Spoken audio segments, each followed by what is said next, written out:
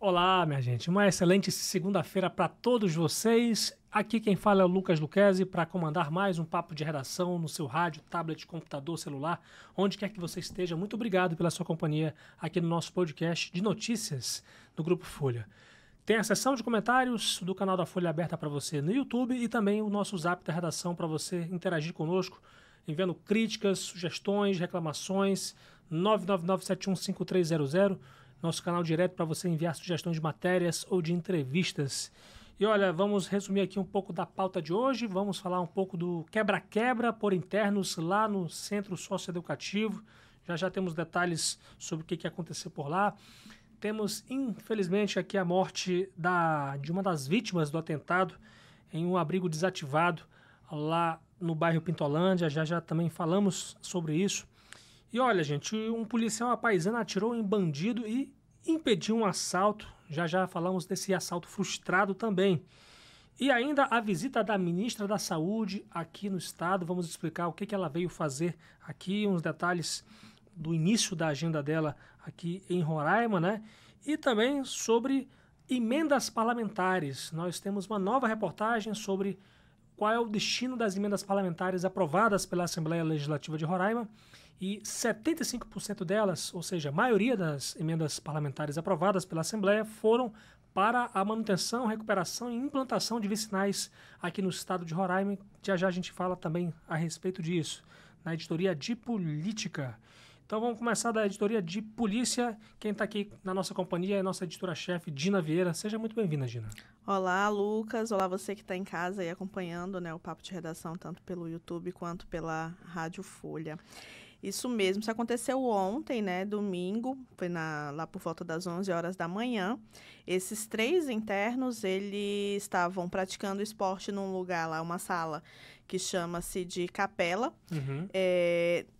Segundo informações, né, eu conversei com uma pessoa que trabalha lá no CSL, me informou que esse local só estavam esses 3 adolescentes porque eles já são problemáticos. Sim. Então, eles fazem essas atividades esportivas separado dos demais, né, por esse histórico deles já de confusão. Não é a primeira vez. Então, foram 3 internos aí envolvidos nessa confusão. 3 internos, isso. E aí, chegou a hora, terminou as atividades, lá estavam jogando tênis de mesa, né?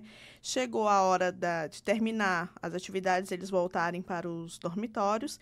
Eles se revoltaram, disseram que não iam voltar e começaram a quebrar as cadeiras, mesas, as raquetes, né? Com as raquetes eles conseguiram quebrar as janelas, as vidraças, né? Na nossa matéria tem as imagens.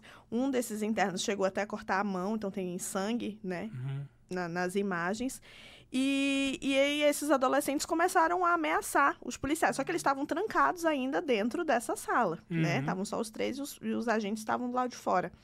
Os internos estavam trancados. Estavam trancados, né?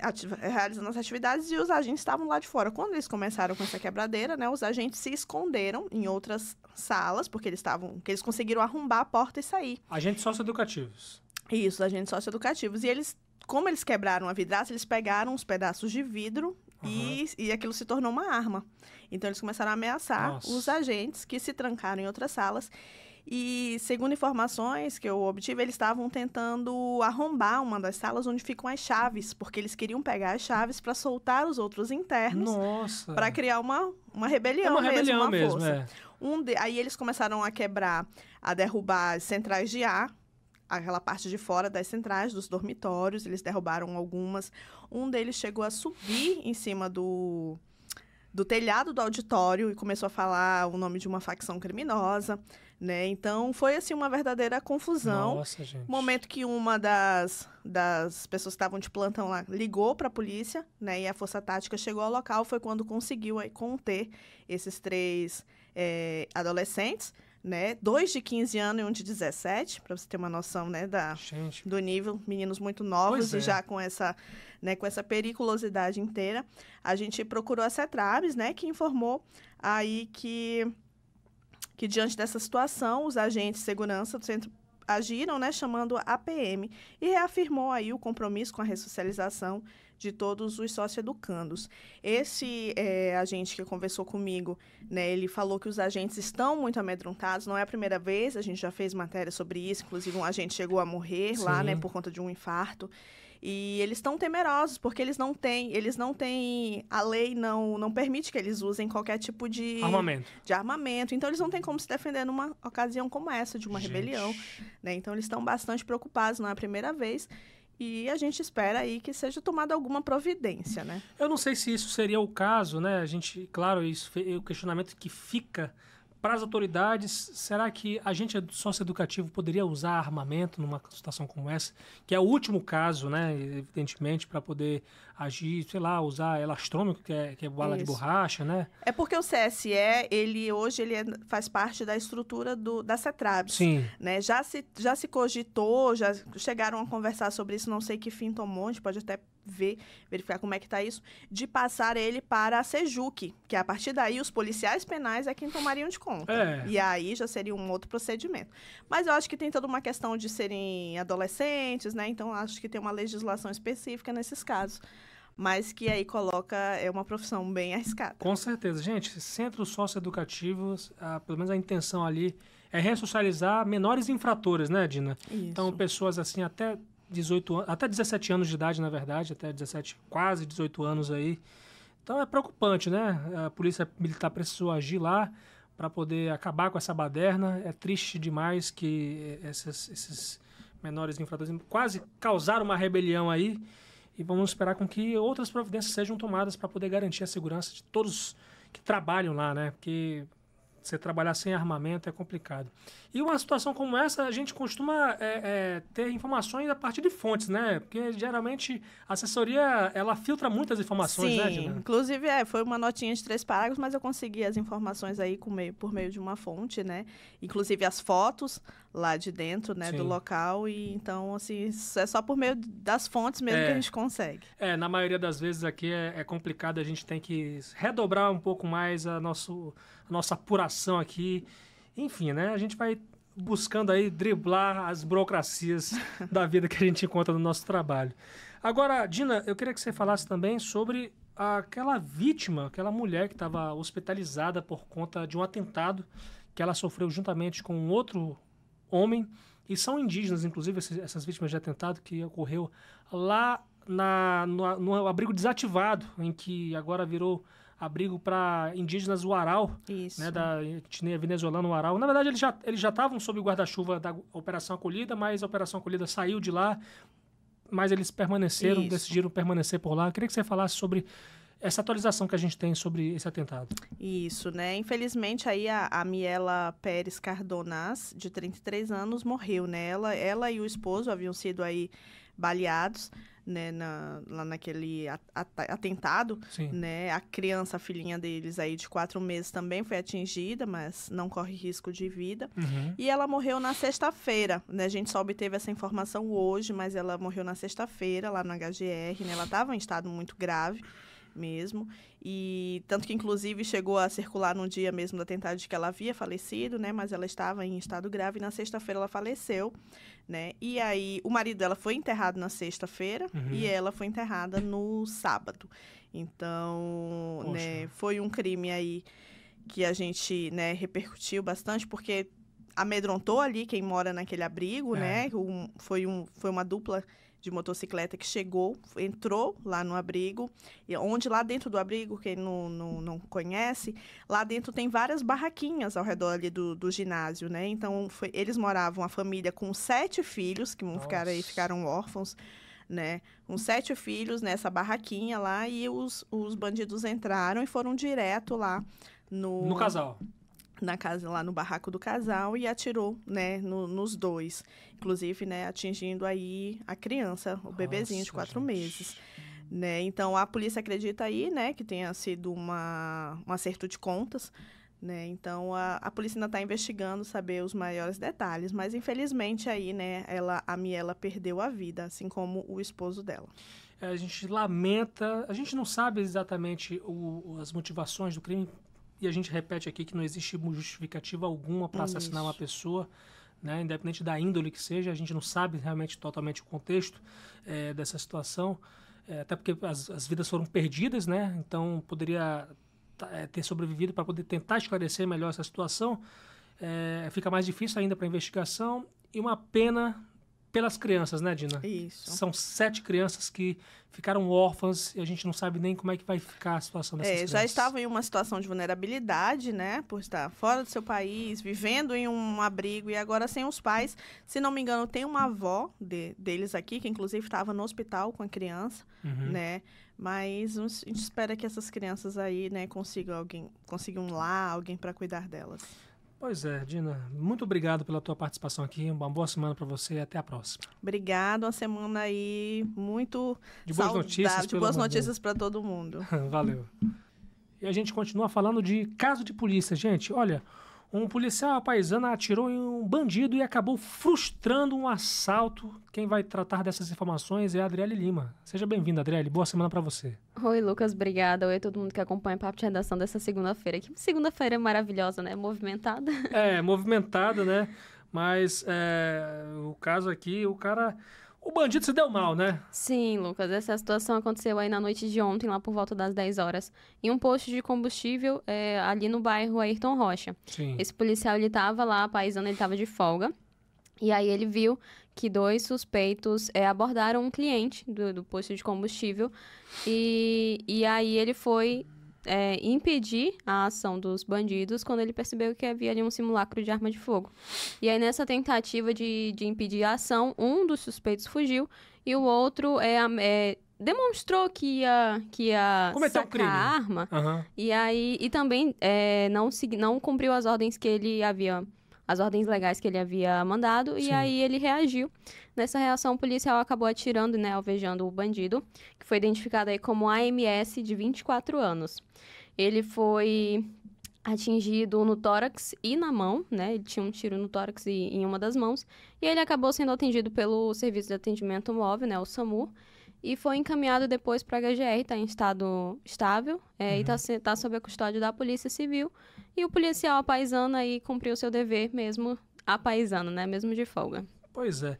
Daqui a pouco tu me manda o nome desse rapaz, se você tiver aí, que a gente faz o possível aqui para quebrar o protocolo aqui. O Papo de Redação é para isso.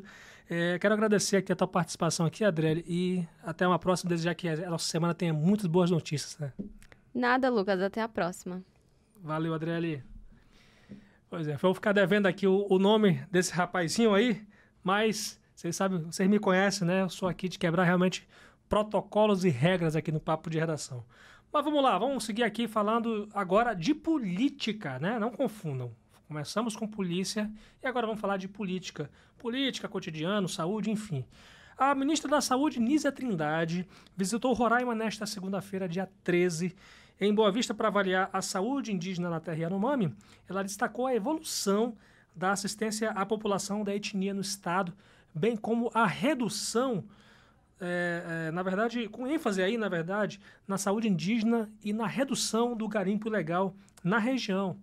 E durante uma reunião na Casa de Governo, que fica aqui na capital de Roraima, a Nízia afirmou que o combate à crise Yanomami melhorou, mas tem que melhorar muito mais. Foi uma admissão que ela fez aí. E aí eu vou destrinchar um pouco dos dados que foram apresentados durante essa reunião que inaugurou aí a agenda dela aqui em Roraima no dia de hoje. Foi um encontro que também contou com autoridades como a ministra dos Povos Indígenas, Sônia Guajajara. Teve também políticos locais como o governador Antônio Denário, do Progressistas.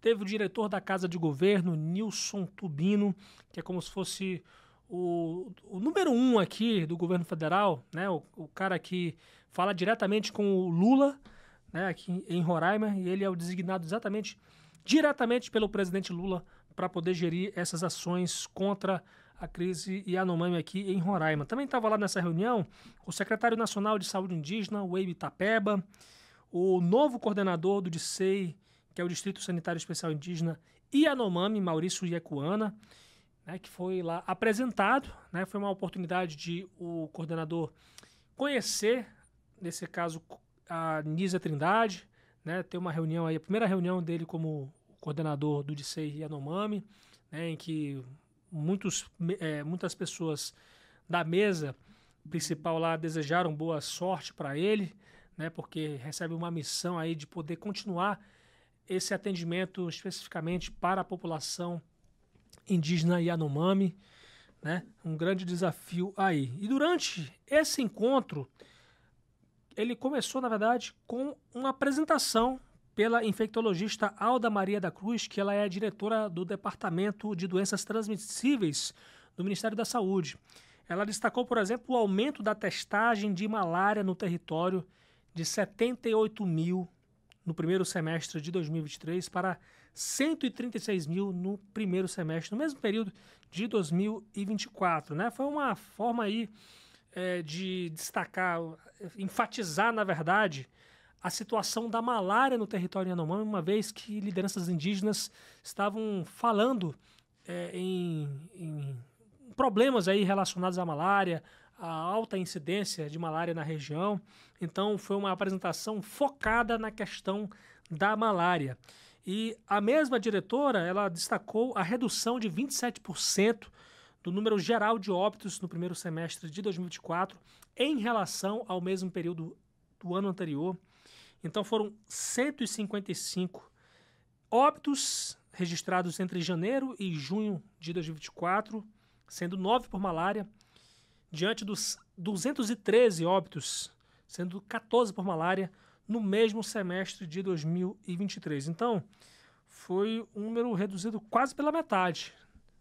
Por sua vez, o diretor da Casa de Governo, Nilson Tubino, afirmou que o desafio agora é impedir o retorno do garimpo à terra indígena Yanomami, que é a principal causa apontada aí para a desassistência do povo Yanomami. Destacou que o território não tem alerta para a abertura de novos garimpos desde setembro passado. Ele também afirmou que em dezembro o governo federal alcançou o percentual de 92% das áreas de mineração ilegal desativadas, ou seja, quase 100% do garimpo acabou na terra indígena Yanomami. Então foi um grande resultado dessas ações aí para poder proteger não somente a população Yanomami, mas também o meio ambiente como todo, os nossos rios, o futuro do meio ambiente, o futuro das nossas riquezas naturais aqui em Roraima, né? O que estava sendo feito aí era uma forma desastrosa de total destruição ao meio ambiente, total destruição aos nossos rios e garapés. Inclusive a gente viu até o rio Mucajaí sendo desviado, uma coisa absurda, né, que aconteceu no governo passado. Né? A verdade foi essa, né? O governo passado realmente foi muito omisso em relação a essa questão do garimpo, né? Se for para ter garimpo, que seja com autorização das pessoas que estejam lá, né? No caso dos povos indígenas. E se for para ter, tem que ser de uma forma legalizada, regulamentada, né? Eu não sou completamente contra o garimpo, né? Mas eu acho que tudo tem que ter uma ordem, né? Então, a ordem nesse caso é que não existe garimpo dentro de terra indígena no Brasil. Então, é preciso consultar as populações indígenas para saber se é isso mesmo que elas querem. E nesse caso, o que a gente sabe aqui é que o povo Yanomami, de uma forma geral, ele não quer isso. Então, a vontade dos indígenas Yanomami tem que ser respeitada. E ainda vamos continuar falando de política, porque nós fizemos um levantamento sobre as emendas aprovadas na Lei Orçamentária Anual do Estado para 2025. E o que a gente constatou aqui é que os deputados estaduais injetaram 154 milhões e 800 mil reais só na Secretaria Estadual de Infraestrutura, a CEINF, que é chefiada pelo vice-governador Edilson Damião, do Republicanos, apontado aí como o candidato governista, né, o possível candidato governista ao governo, nesse caso, em 2026. E essas emendas, elas representam aí 75% do valor reservado aí para essas alterações no orçamento. E aí elas são destinadas para manutenção, recuperação e implantação de vicinais por todo o Estado. E a gente espera que os deputados estaduais, assim como a nossa imprensa, siga na fiscalização desses recursos. É um volume muito alto, né, de recursos que a gente espera que possa realmente melhorar a situação do escoamento da produção. Eu acho que não deve ser investido nem manutenção não, gente. Tem que asfaltar as estradas vicinais, gente. Já está mais do que na hora que os produtores eles tenham vicinais asfaltadas, né? A gente vê mais essas vicinais asfaltadas aqui na região da zona rural de Boa Vista. Por que não levar vicinais asfaltadas para os outros 14 municípios do estado? Por que não, né? Então, eu acho que a bancada federal, a bancada do estado também tem que se unir aí para poder, de fato, garantir com que essas vicinais sejam asfaltadas. E aí, meu amigo, quando for asfaltada tudo, quando foram todas asfaltadas, aí você vai ver que a gente vai crescer de fato, de direito, sem qualquer dificuldade, né? Sem contar, gente, que boa parte dessas emendas aqui são para construção de pontes, né? Eu vou detalhar aqui um pouco do que a gente observou olhando lá o orçamento aprovado pela Assembleia para o Estado em 2025, né? Lembrando que só a CEINF vai ter 608 milhões e 300 mil reais à sua disposição para poder fazer essas despesas de modo geral em 2025, né? Não somente em vicinais, mas também um orçamento que vai para pagar funcionários, né? E tantas e outras obras pelo Estado de Roraima. E a CEINF vai ter o 4º maior orçamento do Poder Executivo do Estado em 2025. Individualmente, 2 deputados estaduais somaram 4 milhões e 200 mil reais em emendas para vicinais com o intuito de melhorar a trafegabilidade e facilitar o escoamento da produção agrícola do nosso estado, que aí foi o caso do Dr. Cláudio Cirurgião, do União Brasil, com 1 milhão e 300 mil reais, e Joilma Teodora, do Podemos, com 2 milhões e 800 mil reais para esse fim. Os outros 150 milhões e 600 mil reais são em emendas coletivas indicadas pela Comissão Mista de Orçamento, Fiscalização Financeira, Tributação e Controle, presidida pela deputada Catarina Guerra, do União Brasil, e composta aí pelos 24 deputados estaduais, incluindo ela. Só em manutenção de vicinais para todo o estado foram 82 milhões e 100 mil reais. 4 emendas foram mais específicas e destinaram recursos para 4 municípios. Cantar e Bonfim vão receber 5 milhões de reais. São Luís do Nauá vai receber 5 milhões e Caroebe 2 milhões e meio, só para essa questão de manutenção de vicinais. Para a recuperação de estradas por Roraima, os deputados reservaram 46 milhões e 300 mil reais. O terceiro maior valor, 10 milhões e 700 mil reais, será para a implantação de 4 vicinais em 3 municípios. Caracaraí vai receber 7 milhões para 2 estradas vicinais novas. Rorainópolis vai receber 2 milhões e meio para uma estrada nova. E São Luís do Nauá vai receber 1 milhão e 200 mil reais para fazer uma vicinal nova. Os deputados também destinaram 10 milhões e 200 mil reais para a manutenção de pontes em geral, sendo que 2 emendas especificam a aplicação desses recursos. 2 milhões e 900 mil reais para o lote 1 de Alto Alegre e 660 mil reais para o lote 15 de Uramutã, no extremo norte aí do estado. Por fim, 1 milhão e 300 mil reais foi reservado para a construção de pontes em vicinais de todo o estado. E é isso, minha gente. Agradeço demais a companhia de vocês aqui no Papo de Redação, com o Lucas Luquezzi aqui sempre comandando de segunda a sexta-feira, graças a Deus, a partir das 6 da tarde aqui no Grupo Folha, com a ajuda das nossas colegas repórteres do Grupo Folha. Muito obrigado também a toda a nossa equipe, ao Ariel Renner na produção também aqui, o Fabiano Lopes também na edição, e agradecer a você, principalmente, que faz esse Papo de Redação continuar aqui no Grupo Folha. Você tem o Zap da redação para você interagir conosco, 999715300, além da seção de comentários do canal da Folha aberta para você no YouTube, e também as nossas redes sociais. A Folha BV está no Instagram, no Facebook, no X e no YouTube. Rádio Folha BV no Instagram, Folha FM 100.3 no Facebook e no YouTube. Eu estou lá no Instagram como Lucas Luquezzi. Que Deus abençoe vocês, proteja, guarde, e até amanhã às 6 da tarde aqui no Grupo Folha, se Deus quiser.